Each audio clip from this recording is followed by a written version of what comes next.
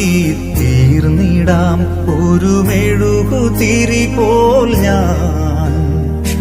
എന്റെ ഉള്ളിൽ നീ വരാനായി കാത്തിരിപ്പു ഞാൻ.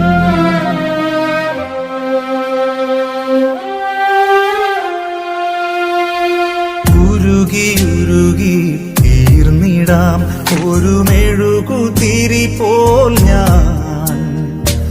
എന്റെ ഉള്ളിൽ നീ വരാനായി കാത്തിരിപ്പു ഞാൻ. ആത്മനാഥ ഇന്നൻ മാനസത്തിൻ വാതിൽ തുറന്നിടുന്നു. സ്നേഹനാഥ കൃത്യം സക്കാരിയിൽ